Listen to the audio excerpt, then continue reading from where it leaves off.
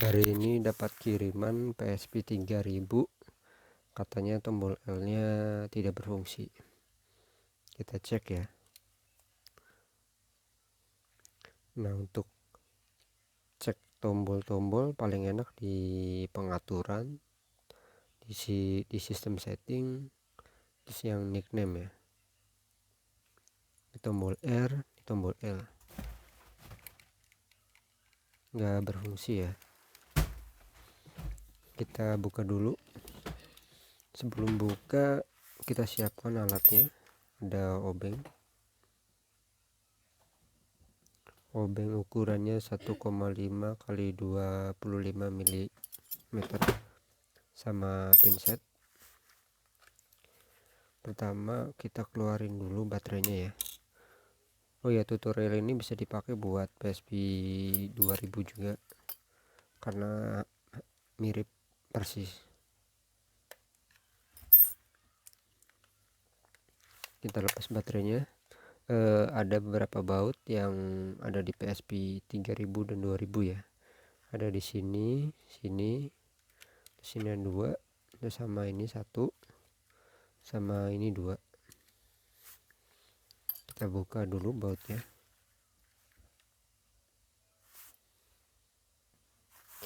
Setelah semua baut udah dilepas, pertama-tama kita bukanya dari arah sini ya, dari arah atas casing. Kita buka pelan-pelan.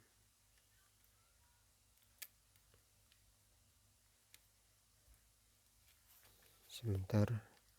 Oh, ini masih nyangkut segel.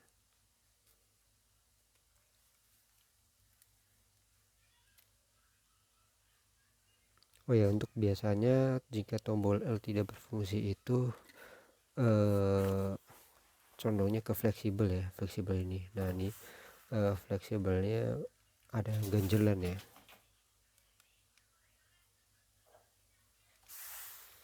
Ada ganjelan. Untuk membuka fleksibel ini kita perlu lepas LCD-nya. Ini ada baut 1 untuk buka LCD. Untuk LCD PSP tipis ya, jadi kalian perlu hati-hati ketika membukanya.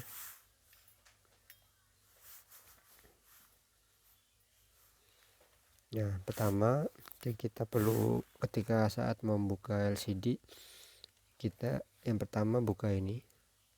Jadi yang bagian bawah ini kita angkat ya, sama dorong ke arah sini, karena di sini ada pengaitnya.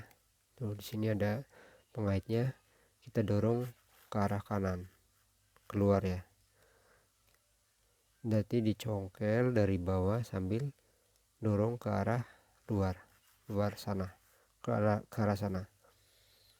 Nah, setelah itu di sini juga kita ini yang ini kita angkat dulu. Ini nyangkutnya di sini ya. Ini kayaknya ada segel.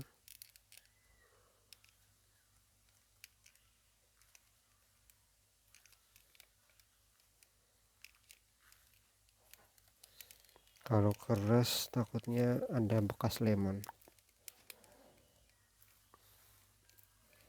Sebentar, saya cek dulu. Harusnya nggak terlalu keras ya.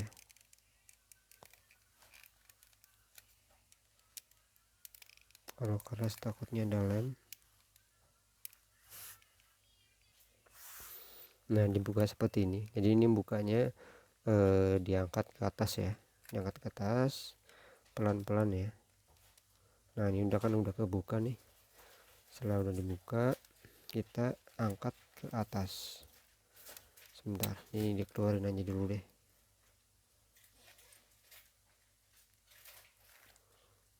Nah, dikeluarin, hati-hati ya. Di sini ada pengaitnya. Nah, pengaitnya seperti ini ya. Ini rada kurang kelihatan karena ada segel. Ini kita angkat. Ini tombol L-nya lepas.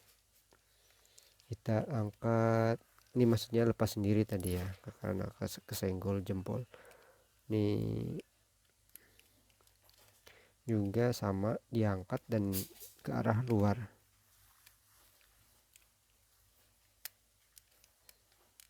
Nggak perlu ragu ya, yang penting hati-hati.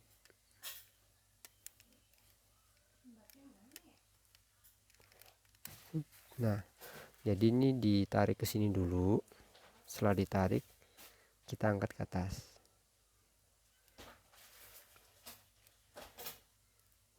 Hati-hati ya, di sini ada kabel fleksibel. Nah, setelah itu kita angkat yang putih ini. Kita angkat ke atas. Nah, setelah keangkat, di sini juga ada pengait ya. Ada pengait. Hati-hati ya, sebentar. Kameranya saya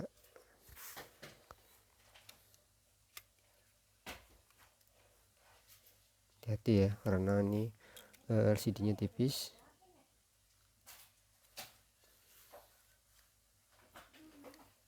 Sebentar, di sini masih nyangkut. Nah, ini di apa namanya, yang ini bagian ini sebentar, ini didorong keluar, didorong ke arah sana. Nah, ini jadi nggak ngunci ya ketika sudah dibuka seperti ini. Nah, seperti ini. Nah, ini ada beberapa yang perlu kita lepas, antara lain yang ini, yang besar sama yang kecil. Untuk yang besar kita bisa buka pakai jempol ya. Ini bagian yang hitam kita angkat ke atas. Nah, ini hati-hati ya, karena ini kecil takutnya sobek ya. Nah, kalau ini bisa pakai jari kuku, kalau nggak bisa kita pakai pinset. Jadi jangan sampai ngegores bagian fleksibelnya. Kita dorong. Nah, dorongnya pelan-pelan ya. Nah, ini dilepas. Kita taruh di tempat yang aman, jangan sampai ketindih. Nah, seperti ini. Untuk membuka kabel fleksibel, kita perlu membuka pengunci yang ini. Bukanya tarik ke atas. Tarik ke atas, terus bagian ini kita fleksibelkan, kita lepas dulu. Bagian yang hitam.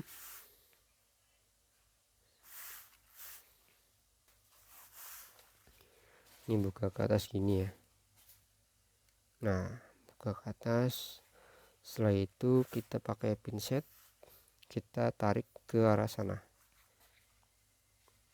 pelan-pelan ya, jangan sampai pinsetnya melukai kabel fleksibel atau di bawahnya PCB-nya.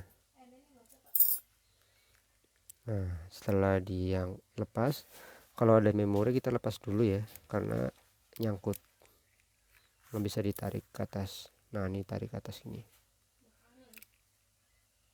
Oh ya, di sini kita lepas dulu ya. Nah, ini biasanya pakai lem double tip.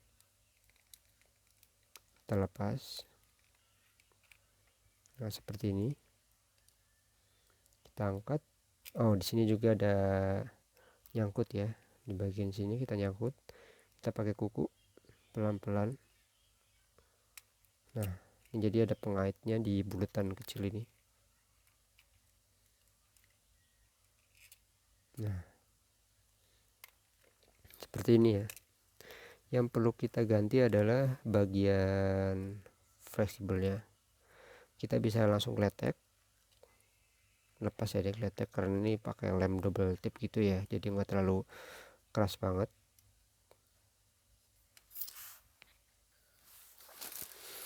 Kebetulan saya punya kabel fleksibel copotan ya, punya seri 3006, karena kemarin sempet saya beli seri 3000, saya pikir sama, ternyata beda ya. Nah, saya mau lihat ya yang seri 3000. Jadi kalian juga mau beli kabel fleksibel, pastikan sesuai serinya, karena takutnya tidak bisa dipakai. Nah, seperti ini ya, yang seri 3000. Kalau ini seri 3006. Nah ini bagian ininya beda, yang seri 3000 lebih kecil, ini lebih besar. Dan ini enggak ada lampunya ya, seperti ini. Tapi mungkin tadinya saya beli, saya pikir lampunya emang enggak ada. Jadi ketika beli mungkin untuk memangkas biaya produksi, lampunya ditiadakan. Cuman buat saya sih nggak masalah, cuman ternyata apa namanya, nggak bisa dipakai karena fleksibelnya beda, lebih kecil.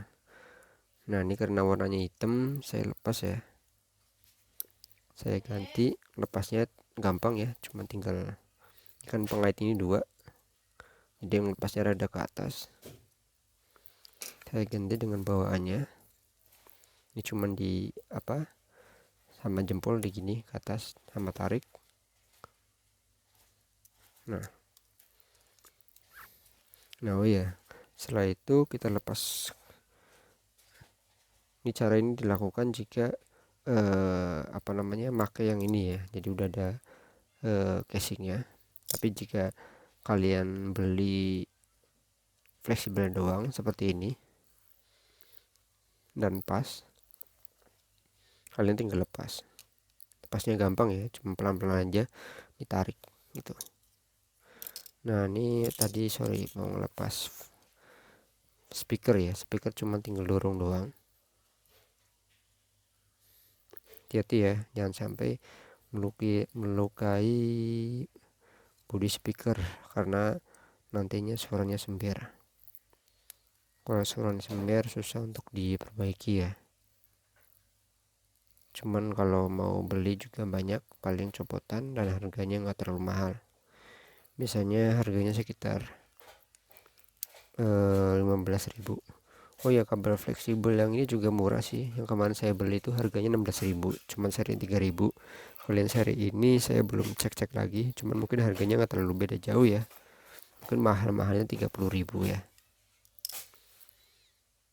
Ini kita masukin lagi ke sini.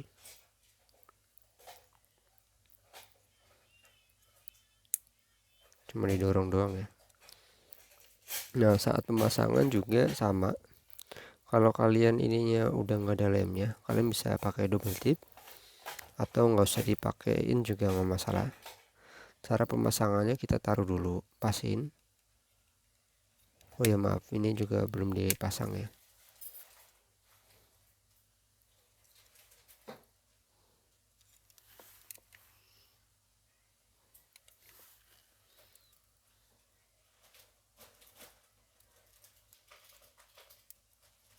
Nah saat memasang ini posisinya keluar ya, jangan ke dalam. Biasanya suka apa namanya, ngegencet gitu. Oh sorry nih, kebalik masangnya. Nah seperti ini, gampang masukin di sini ya, yang bagian atas kecil. Nah seperti ini ya.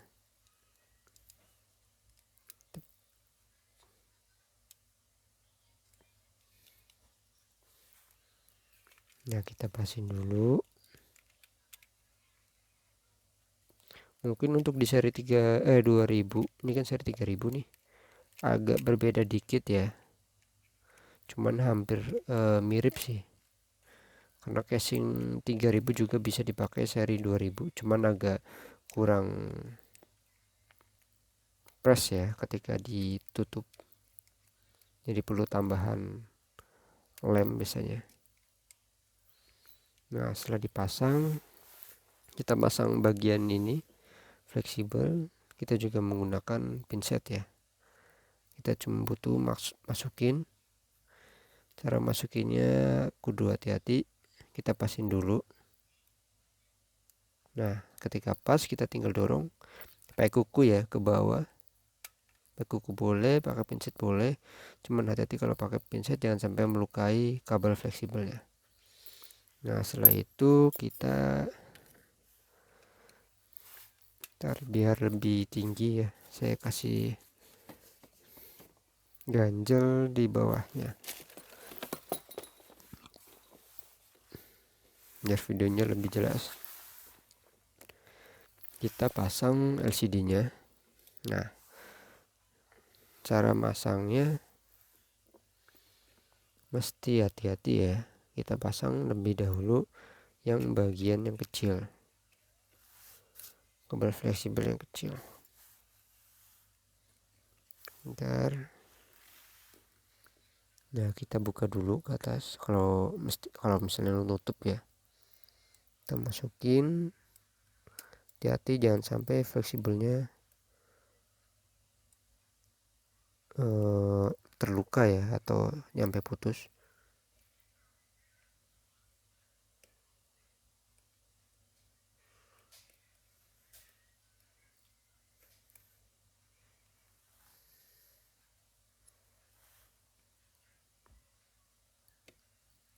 Nah, kita tutup. Nah, terus kita kalau saya biasanya ini pakai kuku ya, karena takutnya melukai si fleksibelnya. Cuma kalau pakai kuku juga susah, karena saya juga coba pakai pinset. Ini sorry.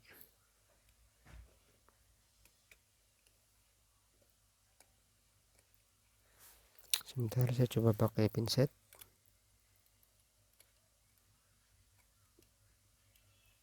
Kita pasang dulu. Nah, setelah pas saya geser pakai kuku ya ke dalam. Kalau dirasa udah mentok ya, kita tinggal tutup. Nah, nutup ininya hati-hati ya. Kalau keras jangan dipaksa. Maksudnya kalau kelihatan keras sih keras, cuma kalau kelihatan kayak bengkok hitam-hitamnya itu mungkin belum presisi ya nempelnya. Kalau dipaksa bisa lepas dan nggak bisa dipasang lagi yang hitam-hitamnya. Jadi kalau hitamnya lepas, kalian ganjel pakai plastik yang tebal ya. Saya biasanya gitu. Nah, setelah itu kita tes dulu ya, jangan langsung ditutup dulu, takutnya soalnya ini copotan ya. Kalian beli baru juga perlu dites dulu, takutnya dari sananya kurang bagus. Ini untuk pemasangan sebaiknya baterai dilepas ya, biar ada apa-apa nggak konslet. Sebentar, sepertinya baterainya habis. Sepertinya baterainya habis. Saya sambil pakai casan ya. Sebentar.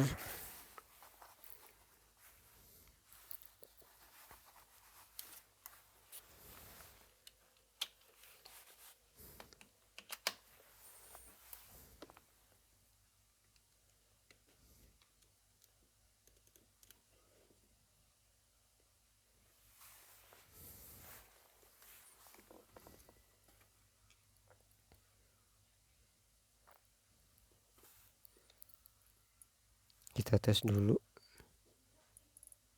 Jadi yang kita perlu tes adalah tombol L sama arahnya ya. Karena tadi ini kan satu pieces ya, maksudnya nyambung antara L dan tombol arah.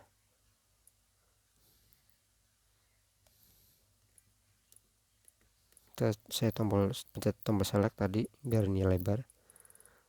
Kanan, kiri, atas, bawah. Ini tombol L. Nah, ini bisa. Nah, setelah berfungsi, kita perlu pasang lagi ya. Saya akan videokan ya, meskipun tadi bukanya bisa, cuma kadang orang bingung, bukanya bisa, nutupnya nggak bisa. Nah, biar aman, saya lepas dulu baterainya dan jangan sambil ngecas ya. Nah, setelah nutup tadi ya, oh ya, ini tombolnya L. Kalau kalian ininya lepas tombol L ya, kita pasang dulu. Karena kalau ini udah ditekan LCD-nya, ini nggak bisa dipasang, rada susah. Karena ini kan posisinya di bawah layar ya. Sebentar, maaf. Ini perlu diangkat dikit.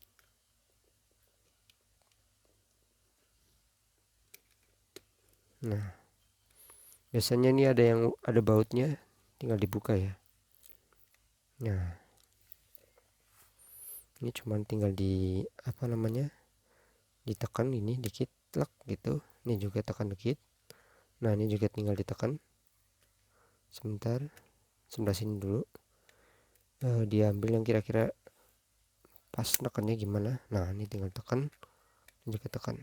Nah, ini tinggal dipasang tadi sisinya apa namanya ya, bezel ya.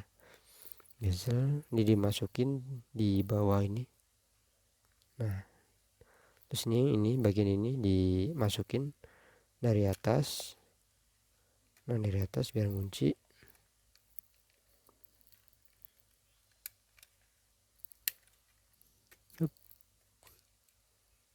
Nah, aduh, sorry, ini kelepas.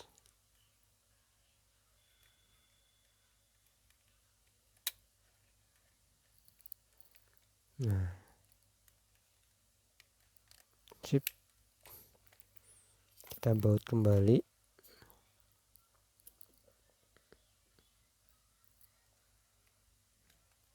Ketika membaut, jangan sampai kenceng banget ya, takutnya rumah bautnya jebol karena bahannya plastik. Setelah itu kita akan nutup casing. Cuman ini kan kalau udah dibuka pakai kena debu ya. Untuk kena debu, untuk menghilangkan debunya saya biasanya pakai ini kuas buat make up ya. Harganya di pasaran sekitar 15.000. Posisi ketika membersihkan, kondisi ruangan sebaiknya tertutup. Jika ada bercak-bercak kayak semacam jamur gitu, kita bisa menggunakan air kita colek ya pakai tangan, kita balurin ke LCD-nya. Habis itu kita bersihin, keringin dengan kaos yang bahannya lembut ya. Nah, itu perlu kesabaran sampai benar-benar kering. Nah, setelah kering kita pakai kuas lagi. Ini kuas fungsinya buat yang debu-debu kecil, debu-debu yang suka berterbangan itu loh. Nah, seperti ini, perlu diulang-ulang ya. Nah, setelah itu kita pisahin, kita bersihin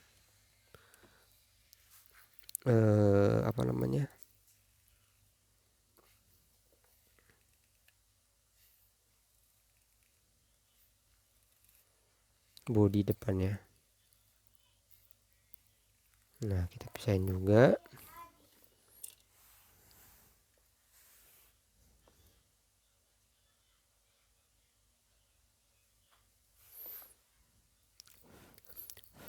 Kita juga bisa sembari tiup-tiup ya. Yang paling males emang bersihin LCD, karena kadang udah bersih, tahu-taunya pas ditutup ada yang nempel gitu ya. Jadi perlu beberapa kali. Posisi memasang, tangan kanan memegang mesin dan tangan kiri memegang ini. Biasanya ini kan di bagian yang ini ya, di bagian ini yang tombol-tombol yang di bawah layar itu biasanya kan dia mudah jatuh ya. Jadi ketika memasang kita posisinya lihat jempol kanan saya yang megang mesin itu nempel di sini gitu ya. Tuh ada debu nih.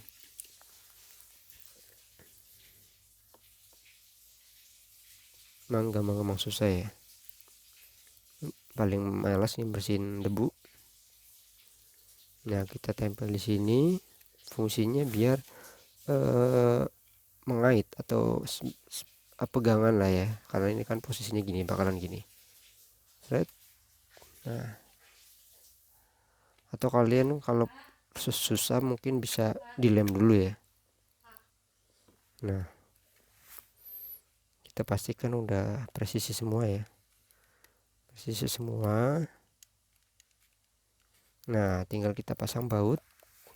Untuk pemasangan baut kita pasang di bagian sisi belakang dulu ya, boleh dari arah sini dulu atau sini, bebas ya, intinya dari arah belakang dulu. Setelah itu kita baut ini sama ini ya, kita lihat dulu apakah ada debu. Kalau dikit-dikit wajar lah ya, karena rada susah. Nah, kita baut dulu ya. Nah, setelah baut dipasang semua, seperti yang saya bilang tadi, pemasangan bautnya ketika masang jangan terlalu keras ya, jangan dipaksain, ntar takutnya rumahnya pecah. Dan ada tips tambahan ya, tadi si customer mengeluhkan baterainya sering lepas atau suka nggak nyala karena kendor ya. Nah, kalian tinggal pakai double tip di sini ya, merek 3M ya, yang bagus, atau kalian bisa pakai taruh ganjelan kertas ya. Biasanya ini kurang kurang nempel. Untuk bawaan Sony sendiri udah ada karet seperti ini ya, cuman mungkin karena kemakan usia jadi kalian perlu kasih tambahan lagi. Nah, setelah baut dipasang semua, kita tes ulang ya, apakah berhasil atau tidak, maksudnya kumat lagi atau enggak. Nah,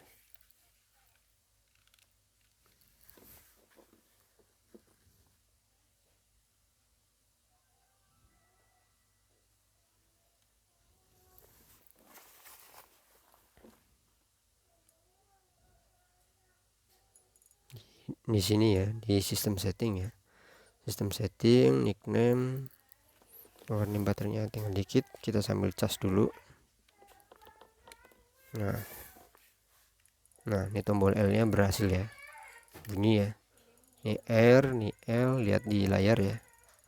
Nah, kita ulang lagi, arahnya kanan kiri, bawah atas.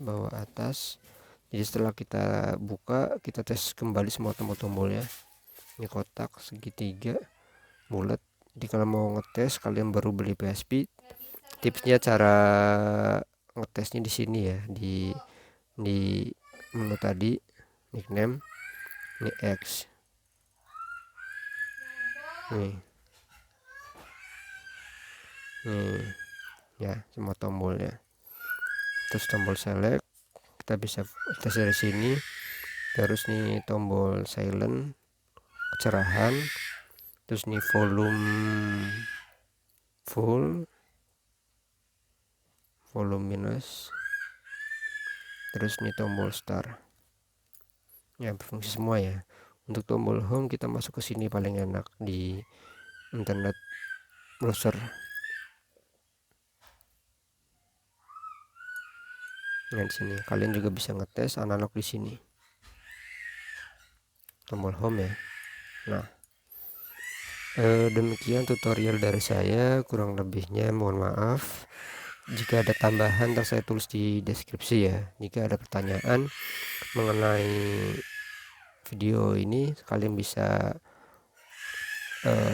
tulis di kolom komentar, ntar kalau ada waktu saya pasti jawab. Oke, thank you.